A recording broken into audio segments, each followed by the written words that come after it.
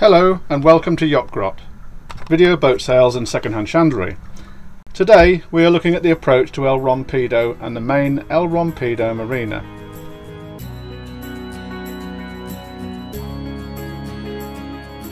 Here we are moving east along the coast and you can see the backdrop of El Rompido town behind the Playa Salvage and the Punta del Gato.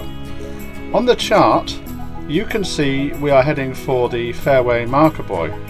The thing to bear in mind here is that the positioning of these buoys changes frequently due to the shifting sandbars, so chart plotters etc. are usually out of date.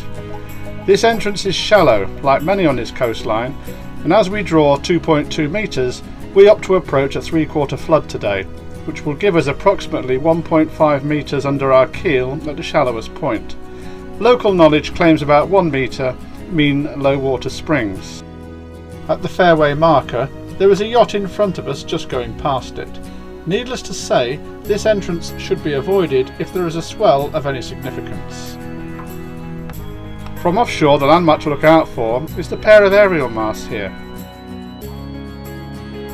At this point it's worth pointing out that the IMRE pilot book advises that strong northwesterly winds in the Strait of Gibraltar can reduce predicted sea levels. The busiest beaches are at this end of the Rio de las Piedras, and there is a day anchorage at the eastern end for those of you that may wish to indulge. I anchored there for one night prior to leaving, but the holding I found in sand with a Bruce anchor wouldn't inspire me to stay there in a blow. The locals had all gone by nightfall, which speaks volumes. This area is known as Nuevo Portil and is a busy golf resort like El Rompido itself. A new marina has just been built here, which is also the subject of another video. We will be sailing past it on this occasion.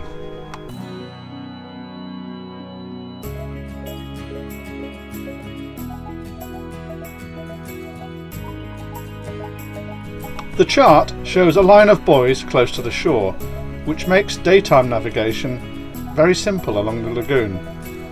Depth remained adequate along its track, but navigation close to high water ensured this. My policy in these places is always to navigate them at the highest rising tide possible. You should consult the latest IMRE pilot book for Atlantic Spain and Portugal before making an entrance to this place.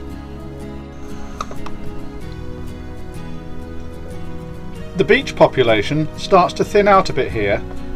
Before the dome and opposite the main beach we have the day anchorage I mentioned earlier, adjacent to the Punta del Gato, which hosts the sea-facing Playa Salvage. Here we have the new Nuevo Portil private marina. This is one of 3 planned new marinas in the area. For more information on this one, please consult the second video.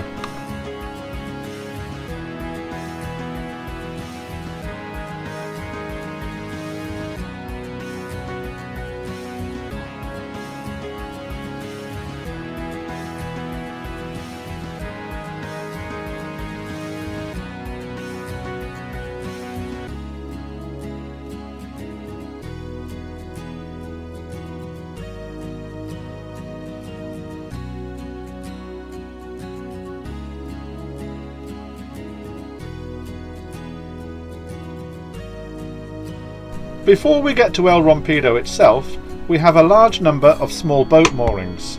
Locals advise that the next 2 new marinas will dislodge a high proportion of these. Ashore we have the Club Nautico, which has its own pontoon and boasts a very pleasant terrace bar and restaurant. I believe though that this could be the area where a new marina is to be built. In the distance here we can see the marina at El Rompido town now coming into view.